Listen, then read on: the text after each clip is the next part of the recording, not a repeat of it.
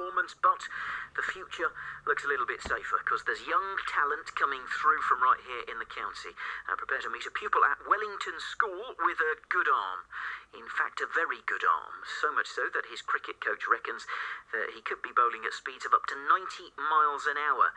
His name is Aadil Rashid, and he's here in the studio now with his coach, the teacher and former Somerset player, Steffan. Morning to you both. Morning. Morning. So, Aadil, let's start with you. When did your love of cricket start? It must have been when I picked up a ball. And how small were you at this point? Year 6 here, about 10, 11 years old. And I mean, had you sort of taken any interest in it before? Not much, no. Right. And no. so were you just a natural?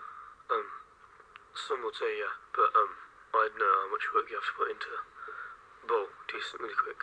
Yeah, and I mean, Steffan, obviously, you know, we talk about naturals in sports. You have coaches, you have trainers. Can anyone be taught to be good at a sport, or does it really have to come from inside?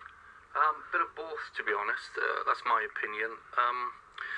I think you can be coached to bat better than you are, but I think as a bowler, I think you're born and blessed with a natural ability to bowl quickly because your fibre makeup, you're born with more fast twitch fibres, just the mobility and that sort of stuff.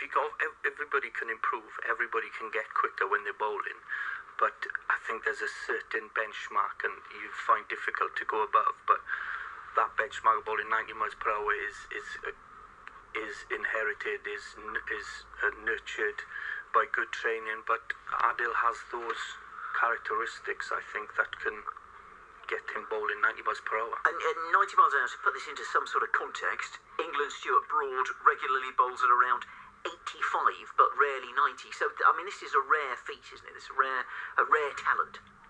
It is, yeah.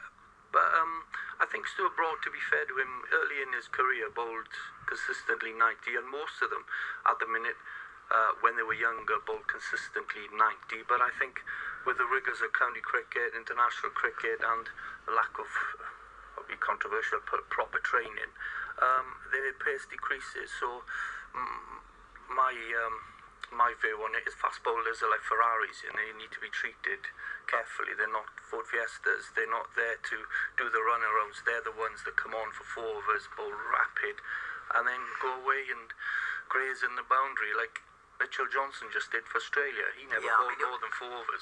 An amazing summer he had, didn't he? But obviously then, you know, if you're kind of leaving your Ferrari in the garage for a lot of the time and only bringing it out on special occasions, doesn't that then also sort of hamper the progress that you're going to make? Do you not need to keep playing, keep doing it in order to keep the momentum going?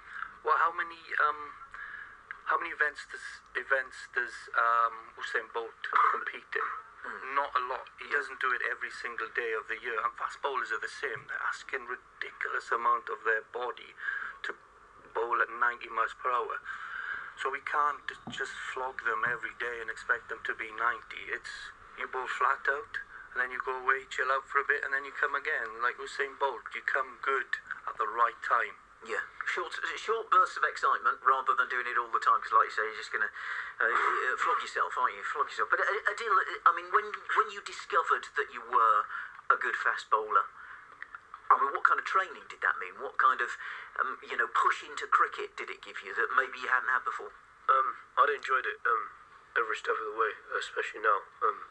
I enjoy the gym work. I enjoy thoroughly. So to enjoy both aspects of it. I do indeed think that it's a credible goal to achieve. But when you're 15, you know, there's the whole world outside. There's stuff you want to do. You want to be going out with your friends. You want to be doing things like that. How hard is it to get into the mindset of, if I actually want to take this seriously, if I want to be a professional cricketer, then I've got to work hard now? I think I've just been brought up in the sense that I've always been humble and thought that, okay, let's think about the future and not just now. Let's think about, okay, what do I want to do in 10 years, not what I want to do tonight. So, in that sense, I do indeed think that. And so what do you want to do in 10 years? What's your game plan? You want to do his GCSEs first. Yeah, well, obviously, that goes without saying, but... I'd like to captain England's test team one day, but... And And when you look at how we did in the Ashes in the summer, and I know you can't judge everything on one particular event. Obviously, in the Ashes at this end we did brilliantly. But do you look and think, I really could add something to this? I'd love to say that, yeah, I could, yeah. And Steffan, how many young people are coming through? I mean, you've obviously been cricket in your blood, but to being on the front line of kind of looking for the next generation, should we be proud of the talent that's coming through? Well, at the minute at Wellington School, we're just starting the first year. Well, Aadil is our first cricket scholar, so I have a plan of turning it into a fast bowling hotbed, really, and then they go back and pass them on to Somerset or whoever. And I have some good ones in mind. Aadil will be the oldest that I asked to come. There's a lot of youngsters because I can have more. Not everyone is going to be as naturally blessed as Aadil. His action is as good as I've ever seen, to be honest. I know he's just sat next to me here, but it is. So it's a case of, it's an easy job for me, really. His mechanics are perfect. I just have to make him stronger, more powerful, maintain his mobility and keep his biomechanics up to speed. Whether I get someone like that again, I doubt it, to be honest, but there's a lot of talent out there, but they need to be looked after. Yeah. They are Ferraris, So it's the nurturing that's key to all of this. And combining my 20 years of playing and my current knowledge on strength and conditioning and biomechanics, I think I'm in a good place to do it. And the facilities we have at school are as good as you can get. Well, I mean, the county would be immensely proud, wouldn't it, to have, like you say, sort of a fast bowling academy on our doorstep. Oh, definitely. That's my long-term plan for 10 years' time. Hopefully by then I'd have Aadil's England cap up on top of the gym, and we can say, look, this is what happens. There's a process being put in place before us at school, to be fair. There's a lot of people being involved in Aadil's success. Ian Pontup in Essex, who's a fine fast bowling coach, has done his technical work. So I'm not so much jumping on the bandwagon, but I'm putting the finishing touches. And he's got a long way to go, and he's got his GCSEs to do first. And I mean, that's crucial, isn't it? You've got to get the schoolwork done as well as focusing on this. Has it been hard to balance it? Yeah, it has, but I think it can be done. Yeah, well, on behalf of your parents, it will be done. I think is what we need to say. Well, look, the rest of the day, I thought you were going to say you're going to go off and relax for the rest of the day, but you're involved in another sport today. Yeah, I've got a hockey match at 12 o'clock. And hockey or cricket, if you had to choose just one, which would it be? It'd definitely be cricket. Yeah, you had to say that with Steffan sitting next to you. Well, look, thank you very much for coming in this morning. I hope the hockey goes well today. Don't get injured.